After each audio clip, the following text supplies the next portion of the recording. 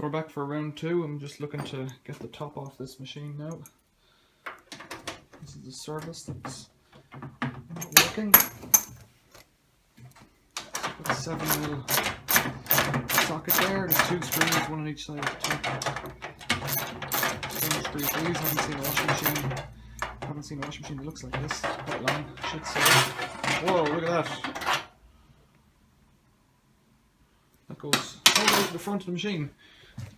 Better do this. Isolate the supply as we're going in. I do not want to toast myself. Number 2. How many screws though? Look at the size of the thread on it.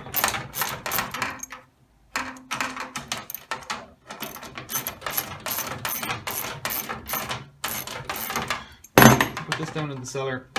2 washing machines. The whole point in having 2 washing machines is that one of them breaks. There's my tumble dryer there, little Bosch tumble dryer. If one washing machine breaks, now normally these either pull forward or go back, but there's no seal there, so I guess it's got to go back on the top of the side should come off. Oh, nothing yet. Anything else? Got 2 more Torx screws there on the other side, so I got my Torx screwdriver. Maybe I was wrong to take off those other screws. Maybe they hold on the front panel. So 1 screw and the second. I might have been wrong to take out those 2 big ones. I might have held on the front fascia panel, but we'll see now when we get them off. Doesn't really matter. They'll be going back in anyways. Put those up there. Try again. So that's that off. Oh, got some laundry bottles. Right. It's a washing machine. It's got, that's where those screws go. Water in, concrete block, drum, belt. Now somebody on the internet very kindly suggested that I take off the back panel, which I'll do now. Same size Torx screws. 1.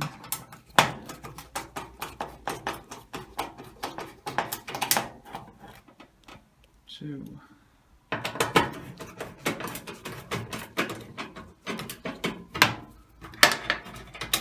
3. Excuse my camera handiwork. I'm trying to work with one hand and do it with the other.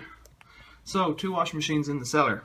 The reason you got 2 washing machines is because if you buy one for 10 quid and the other for 20, and they're not new, you expect them to break. And if they break, what do? Well, you've got no washing machine. So, to give you time to fix them, that's some along the bottom as well here, bloody loads of these. To give you time to fix the washing machine, I need to have another. So if you've got the space, given it's taken 2 years for one to break, I think we're doing pretty well for 30 quid on washing machines.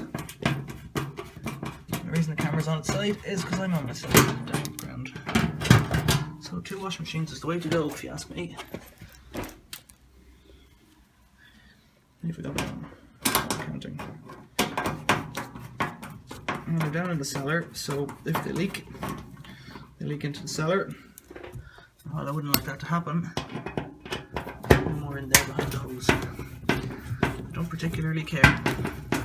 We've been fortunate so far, so we'll have a look in here now. 23, 1, 2, 4, 5, 6, 10 screws. Amazing. I really love their screws. So up there, screws. Now I presume this is out at the bottom. Bloody hose in the way now.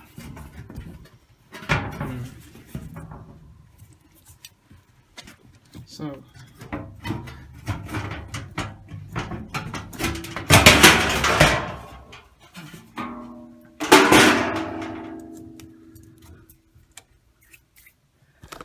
here's my out pump. And there's the filter that I cleaned. Here's the motor. Belt is turning both directions. So It's pretty rusty in there. There must be a leak out of somewhere.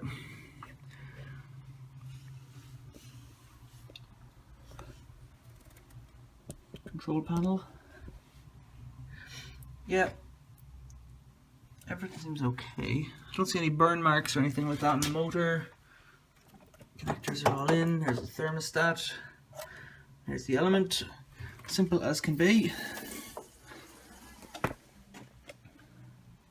This is an old enough model because it's got a hot and cold fill, and I've only got the cold attached because I was doing something else with the hot.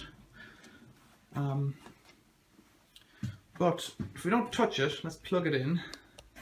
See what happens. So it plugs down here now. Switch it on.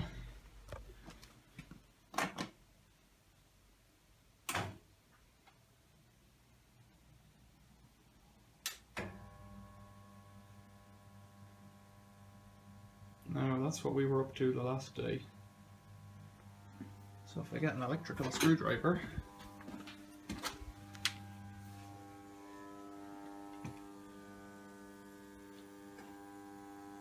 that sounds like it.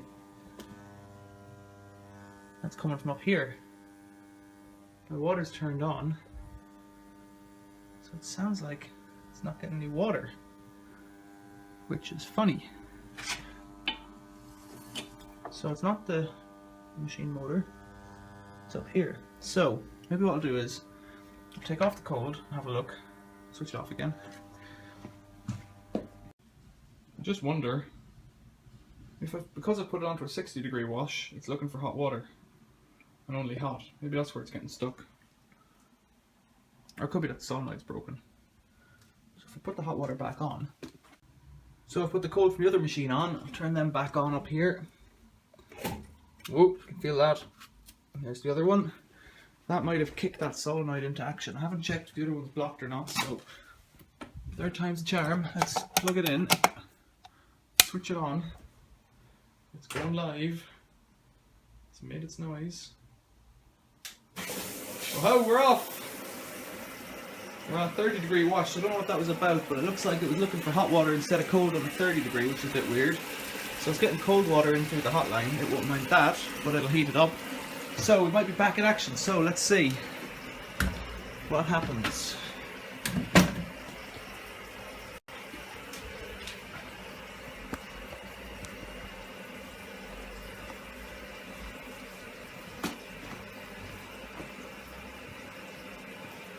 We're filling. Keep my lunchbox away. I'm filling with water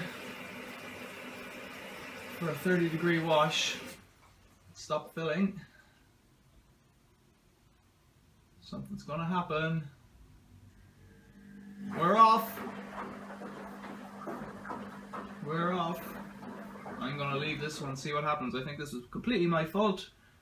It doesn't like to work without the hotline on. That is a lesson learned for the service.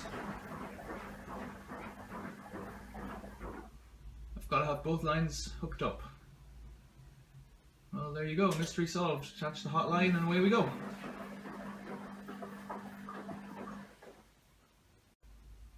And for those of you who like watching washing machines, here is an empty washing machine washing.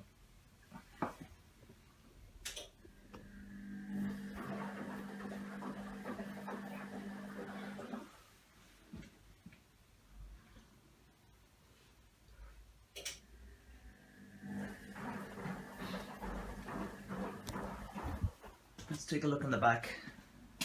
We've got a bit of, oh, that's not rust, that's just gunk. Lovely. So you can see the belt's going round. You can see the motor going round now. There it is. Inner field windings turned around inside the outer field windings.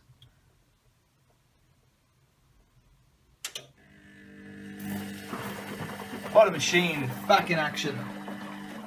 So now the Bosch has no cold supply, so I guess that's going to scupper me later on. Let's let this one run its course. Thanks for watching.